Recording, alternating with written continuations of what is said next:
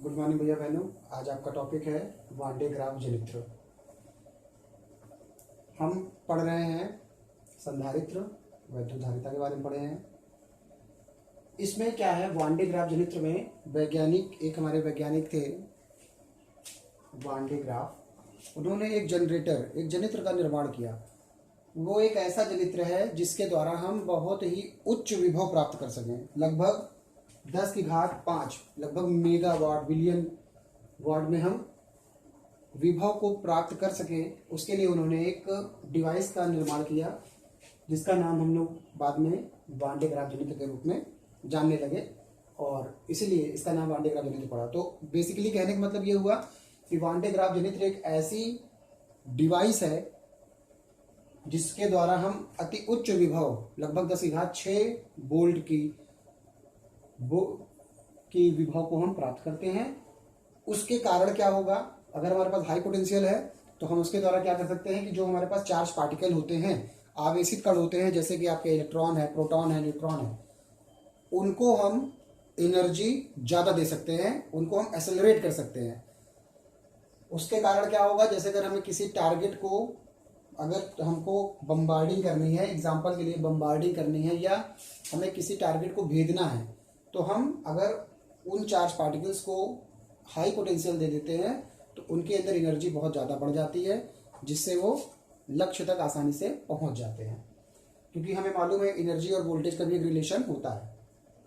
तो one day graph जनित्र के सिद्धांत 2 हैं। पहले उन सिद्धांतों के बारे में आप जान लीजिए, फिर उसके बाद उसका एक्सप्लेनेशन इस फिगर में मैंने बताऊंगा कि कैसे ये काम करता है।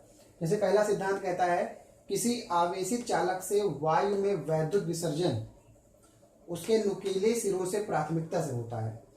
कहने का मतलब क्या हुआ, कह रहा है किसी आवेशित चालक से वायु में वैद्युत विसर्जन मतलब कि जो चार्जेस का फ्लो होता है उसके नुकीले सिरों से प्राथमिकता से होता है। क्या मतलब इसका है, जैसे हमें भैया बहनों हमको मालूम है, अगर हम किसी भी, मान लीजिए ये कि हमने स्फेयर लिया हुआ है आर रेडियस का, एग्जाम्पल के लिए हम एकदम सिंपल से स्फेयर ले रहे हैं।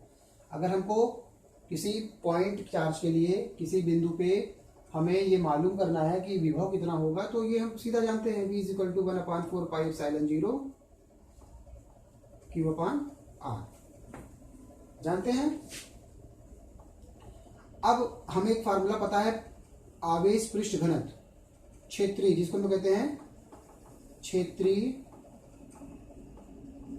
पृष्ठ घनत्व। इसका मतलब होता है Q/एरिया।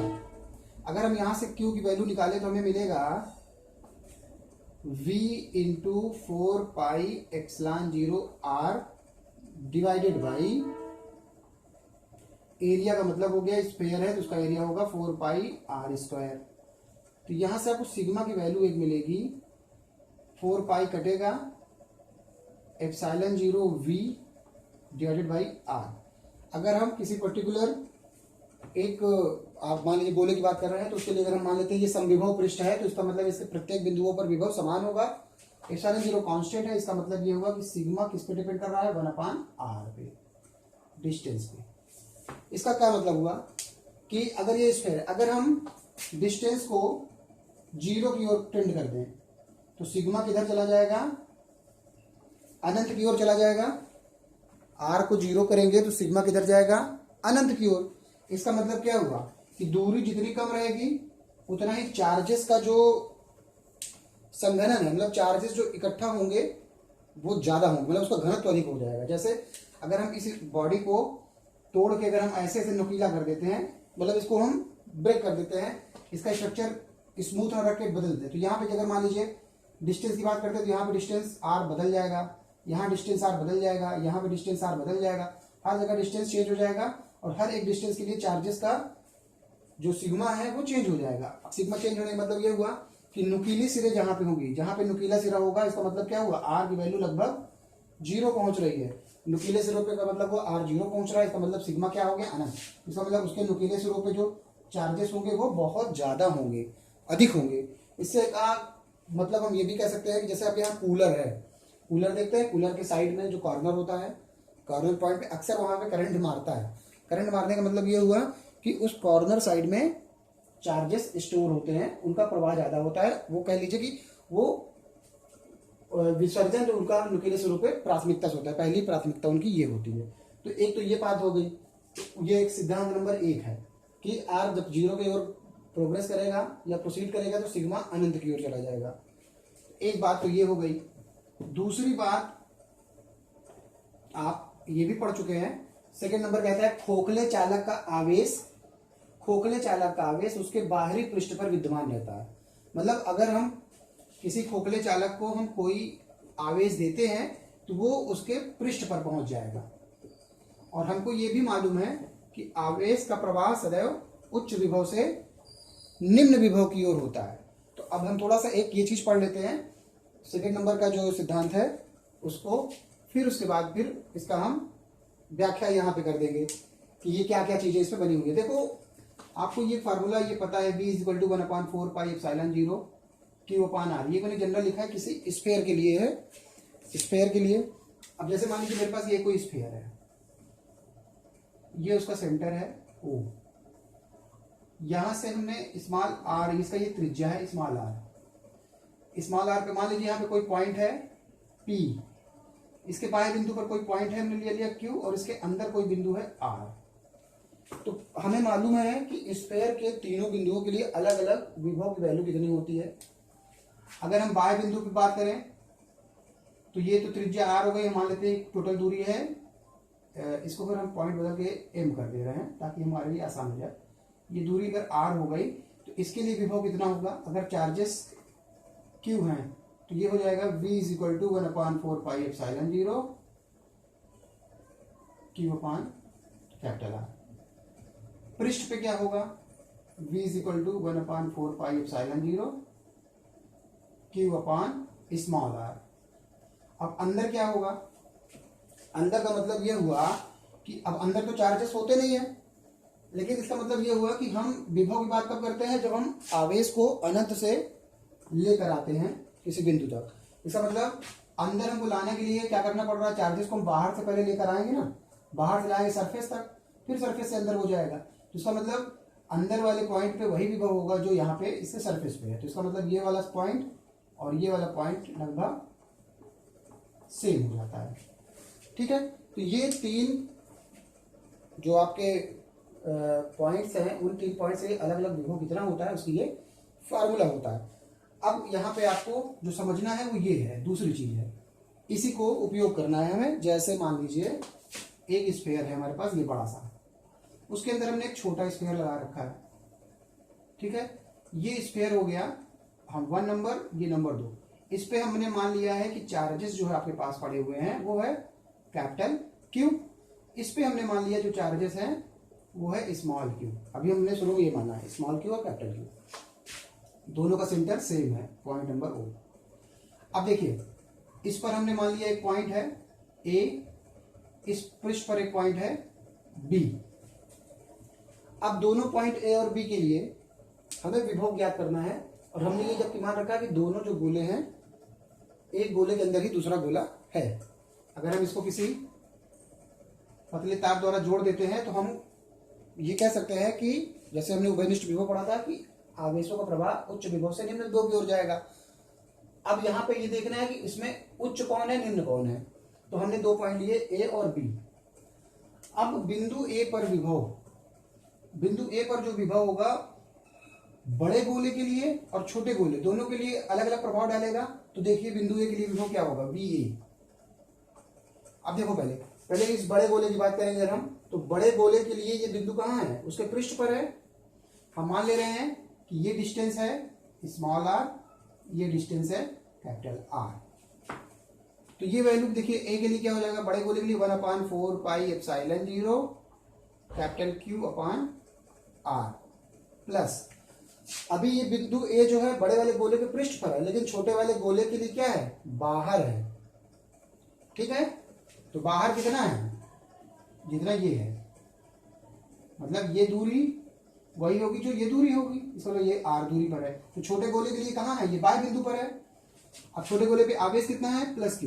तो हमने मान लिया, तो ये हो जाएगा 1/4πε0 Q/R। ठीक है, इस बिंदु के लिए ये वाला जो बड़ा गोला था उसके पृष्ठ पर कैपिटल आर, इस वाले बिंदु के लिए यहां से यहां तक का हो जाएगा कैपिटल आर, बाह्य बिंदु है वो। अच्छा एक बात, समीकरण 1। अब बिंदु बी देखिए, बिंदु बी बड़े वाले गोले के लिए क्या करेगा, अब उसके अंदर आ गया, बड़े वाले स्फीयर के अंदर बिंदु बी आ रहा है, तो उसके लिए जो वैल्यू लिखेंगे 1/4 pi epsilon 0 Q divided by. अब बिंदु बी कहाँ है, यहाँ पे है, तो इसका मतलब क्या हुआ, इस गोले के अंदर है, इसका मतलब हम क्या कर रहे हैं, उसको कहां से कहां ला रहे हैं, अनंत से ला रहे हैं, तो हम मान लेंगे कि वो आर दूरी पर है। प्लस अब ये बिंदु बी इस गोले के पृष्ठ पर है, तो उसके लिए क्या हो जाएगा 1/4 पाई एप्सिलॉन 0 क्यू अपान बी, दूरी कितनी है, स्मॉल आर है, ये स्मॉल आर हो जाएगी। समीकरण नंबर 2। अगर हम 1 और 2 को घटा देते हैं मान लीजिए, तो V A minus V B करेंगे, तो देखिए ये कॉमन है, खत्म हो जाएगा, बचेगा क्या 1/4 pi epsilon 0 q upon r minus 1/4 pi epsilon 0 q upon r. ठीक है, अब यहां पे हमको ये देखना है कि दोनों में कौन बड़ा है, स्मॉल आर और कैपिटल आर में कौन बड़ा है। स्मॉल आर ये है, कैपिटल आर ये है, तो स्मॉल आर छोटा है, इसका मतलब क्या हुआ 1/r बड़ा हो जाएगा किससे, कैपिटल 1/r से। ठीक है ना, 1/r बड़ा हो जाएगा कैपिटल आर, तो इसका मतलब क्या हुआ 1/r किस में है, वीबी वाले में है, और 1/r कैपिटल आर किस में है, ए वाले टर्म में। अगर ये वाला टर्म बड़ा है, इसका मतलब ये वाला टर्म बड़ा है, ये वाला छोटा है, इसका मतलब बड़ा कौन हो गया, VB is greater than VA। इसका मतलब जो बिंदु B वाला है भाग है, VB is greater than VA। इसका मतलब विभव जो स्फीयर नंबर 2 वाले का विभव है, B वाले स्फीयर का विभव A वाले स्फीयर से ज्यादा है। अगर विभव इससे ये ज्यादा है इसकी तुलना में, तो आवेशों का प्रभाव कहां से कहां होगा, छोटे वाले गोले से बड़े वाले गोले पे होगा। तो इसका मतलब अगर हम किसी पतले तार द्वारा संयोजित कर देते हैं, तो नतीजा क्या होगा कि आवेशों का प्रवाह यहां से यहां तक जाता रहेगा।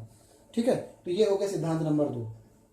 सिद्धांत नंबर 2 की बात ये कर रहा था। अब देखिए हमारा जो यहाँ पे फिगर बना है, फिगर का मतलब क्या है, ये जो भी बना है ये एक इंसुलेटेड स्तंभ वो है, क्या बोलते हैं, कुचालक स्तंभ है। इसमें आपने एक स्फीयर, ये स्फीयर है, स्फीयर बड़ा स्फीयर, उसके अंदर एक ये छोटा स्फीयर हमने लगा रखा है। इस बड़े स्फीयर पे चार्जेस फैलेंगे सिद्धांत नंबर 2 के अनुसार, और जाएगा कैसे, वो इस छोटे वाले स्फीयर से बड़े वाले स्फीयर पे ट्रांसफर होगा। यहाँ पे एक कंघा लगा हुआ है, ये एक कंघा लगा हुआ है, ये कंघा का मतलब कि हमने कोई नुकीली सिरे वाली कॉम्ब लगा रखा है, और उसको हमने क्या किया है, डीसी सप्लाई दिया है। यहाँ देखिए पूरी पहले समझ लीजिए कौन चीज क्या है, यहाँ पे डीसी है, मतलब पावर सप्लाई है, वो पावर सप्लाई कंघी के द्वारा जो है जुड़ी हुई है। ये एक बेल्ट है, ये एक बेल्ट है जो लंबा सा है, ये बेल्ट इंसुलेटेड बेल्ट है।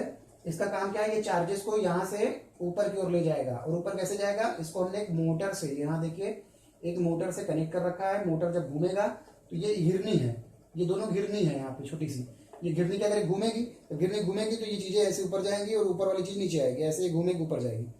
तो ये क्या करेगी कि जब यहाँ से हम डीसी सप्लाई से जब चार्जेस देंगे, तो चार्जेस क्या होते हैं, नुकीले सिरे पे ज्यादा होते हैं, तो क्या करेगा कि इसके जो न्यूक्लियर सिरे पे पॉजिटिव चार्जेस की मेजॉरिटी आ जाएगी। वो पॉजिटिव चार्जेस क्या करेंगे, उस पॉजिटिव चार्जेस को, ये जो बेल्ट है क्योंकि ये क्या करेगा, ये इसको कैरियर की तरह काम करेगा, यहाँ के पॉजिटिव चार्ज को ये लेके ऊपर जाएगा, ऊपर जाएगा, ऊपर जाते जाते जाते जाते जब यहाँ पहुंचेगा, तो चूंकि ये गोला है, छोटा स्फीयर है, इस स्फीयर से यहाँ दूसरा वाला कंघा हमने, इस कंघे को हम लोग C1 C2 भी कहते हैं, C1 और C2। ये C2 क्या करेगा, चार्ज को यहाँ से ले लेगा, चार्ज को यहाँ से लेगा, और आवेश चूंकि विभव इसका ज्यादा है इसकी तुलना में, तो उच्च विभव से निम्न विभव की ओर आवेश ट्रांसफर होता है। तो ये कंघा क्या करेगा, यहाँ के आवेश को बाहर भेज देगा। तो ये प्रोसेस चलता रहेगा, बेल्ट से यहाँ पॉजिटिव चार्जेस जाते रहेंगे जाते रहेंगे जाते रहेंगे, और ये पॉजिटिव चार्जेस इस कंघे के द्वारा इस सिरे पे घुसते हुए पूरे स्फीयर में फैलता जाएगा, तब तक फैलता जाएगा जब तक कि एयर जो आपकी बाहर की एरिया है वहां पे लीकेज आउट ना होने लगे। और ये लगभग 10⁻6 वोल्ट के आर्डर तक का वोल्टेज बनाता है। तो इस प्रकार से हम विभव का उत्पादन करते हैं, जिसका उपयोग हम ऊर्जा, आवेशित चार्जों को ऊर्जा देने में हेल्प कर देते हैं। ठीक है, तो ये आपको पूरा इसकी वर्किंग है, इसकी रचना मैंने बता दी है, सिद्धांत बता दिया है, ये आप अपनी कॉपी में नोट कर लीजिएगा। नेक्स्ट वीडियो में मैं आपको बताऊंगा कि संधारित्रों के संयोजन के जो न्यूमेरिकल्स आते हैं वो कैसे आते हैं। ठीक है, थैंक यू।